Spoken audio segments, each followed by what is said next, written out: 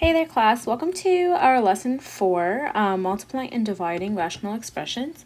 We're just going to get started with the homework. It's up there on the left-hand side of the page in the box. So for homework today, the questions are going to be from that handout that I have posted on D2L. You're going to be doing 1.6, numbers 4 to 6, RHC, which just means the right-hand column. And then you are going to be doing numbers 7 and 8. So again, that's just from the homework that is posted under the unit review, just that handout that I handed out at the beginning of the semester, or at the beginning of the unit. If you could go ahead and go through those, that is what your homework is going to be.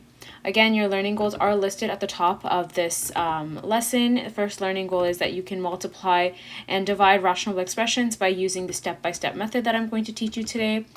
Then the second one is going to be that you can give your answer in the most simplified version of the expression. That's kind of a continuation from yesterday. We did a lot of simplifying the rational expressions that we had, as well as stating the restrictions. So the last one is I can state the restrictions for all the steps and have them stated at the end. When you're multiplying and dividing rational expressions, you need to be a little bit careful. There is 2 times where you do need to state those restrictions. So just make sure you follow along and make sure that when you're also doing this on your own, that you are going through and stating the restrictions exactly where you need to have them stated. Okay, so just a little bit of a recall from last year, or from grade even 8. When you're multiplying and dividing fractions, you're going to multiply the numerator, multiply the denominators. In this case, we also like to do this butterfly method, I like to call it, right? So you look at the 2 numbers across from each other and see if you can simplify them. So I like to do 4, 12, I simplify it to 3. Opposite side, 15 and 45, both of those numbers can be divided by 15. So 15 divided by 15 is 1, 45 divided by 45 is 3. So I'm left with 1 times 4, which is going to give me 4, and then 3 times 3, which is 9. So I know that my most simplified version of this is 4 over 9. Okay, using something similar on this side, when you are doing division, make sure that you remember you keep, switch, flip, right? Or keep, switch, flip, which means you keep the first number term, switch the sign, and flip the second fraction. So I'm going to go here, I'm going to keep the first one, switch the sign to a multiplied by. I like to write my multiplies by as these little circles, and that's just because in terms of form, it just sometimes people mistaken that as an X, and I don't want that to be mistaken as an X, right?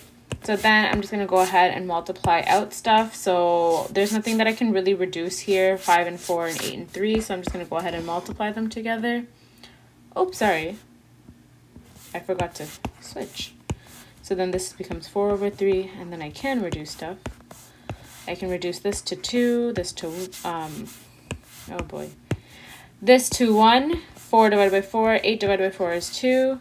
Right, so then negative 5 times 1 is just negative 5, right? And then 2 times 3 is 6. So I'm left with negative 5 over 6. Just something to remember as we go through multiplying and dividing rational expressions. So again, I think these really help having this step-by-step rational expressions approach. The first thing you're going to do is always factor fully both the numerator and the denominator. Then you're going to go ahead and add the restrictions at the bottom, right? That's the first thing you always do. Factor fully, add restrictions, and then if division is present, divide by multiplying the reciprocal. So that's when you do the keep, switch, flip, right? State the restrictions on the new denominator. Then go ahead, divide out any common factors and simplify. State any restrictions that you might have again, and then have your final statement plus the restrictions. Okay, and I know that seems like a lot, but once we do it step by step, it'll make a little bit more sense. So let's just start off with this one right off the bat. We're going to do 2a over 3, a to the power of 3 over 3b2, 9b cubed over 14a. So first things first, I'm going to go and start simplifying this out a little bit. So I have 2 and 14. I know this can become 7. I know this is 1. The a cubed and the a squared can cancel out. Or sorry, we're going to leave that for now. You can do it this way. You can just go ahead and say, okay, the a squared, this will cancel out. If that is something you're comfortable doing, but you don't have to. I like to do the coefficients first, but it's up to you what you would like to do. So then you can do 3, right, 1, b squared, and this is left with b, so I'm left with 2ab. Everything at the bottom is just 1 times 7, so it's 7. So that's kind of just what I'm left with.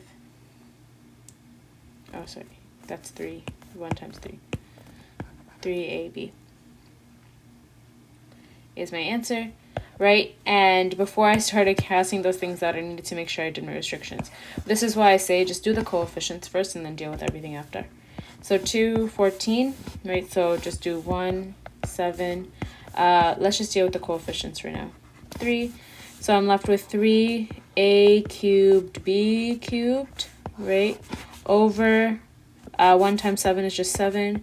B squared a squared. And I'm just going to put the a in the front just because that'll make things easier.